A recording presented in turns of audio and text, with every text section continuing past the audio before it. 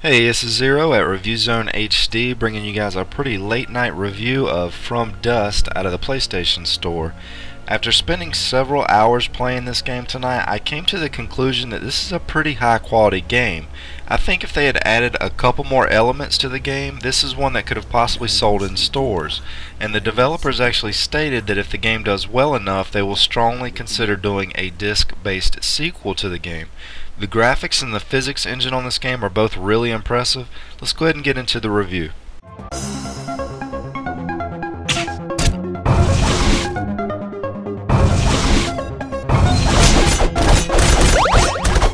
I think as far as the graphics go, the two things that I enjoyed the most on this game was the actual water and how it reacts and flows depending on what you're doing, and the soil erosion that is constantly shifting and moving as well.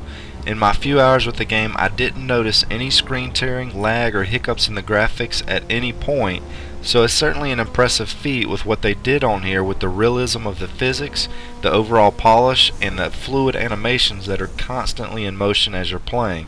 So it's definitely going to be a thumbs up on the graphics on this one.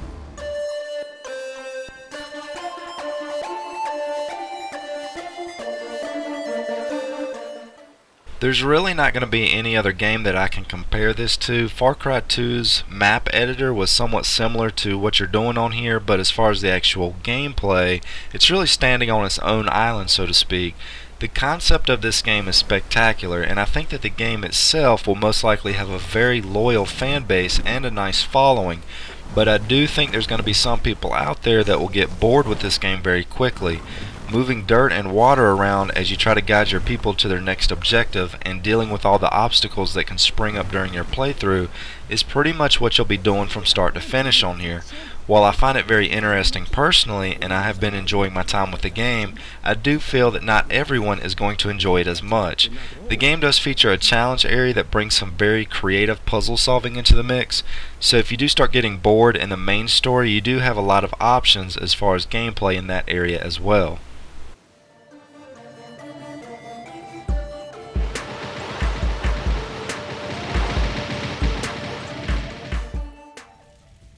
After playing for several hours and completing about 75% of the main story, I did not have any mission failures during that time, but I also did not 100% very many of the levels. I think I only had one level that I had gotten to 100% as far as the vegetation on there goes.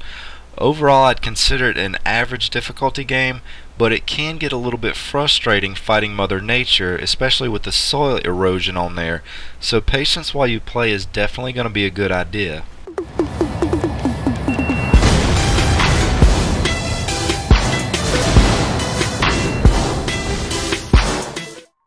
When I first saw the preview of this game a few days ago, I knew immediately it would be something I would enjoy, but I actually like all sorts of different types of games, and anything that's out there that's either new or creative, I take a good look at. While this game's an excellent title, and I'm certain it will be enjoyed by many, I can't say I'd recommend this to any of my friends because, again, I feel that this game is really going to be based on your own individual personal taste.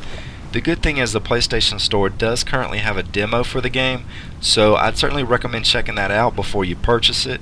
If you have a blast with the demo, then certainly grab the game, but if you're at all unsure on how interested you will be in the game after the first few hours, you may want to wait on a price drop with this one.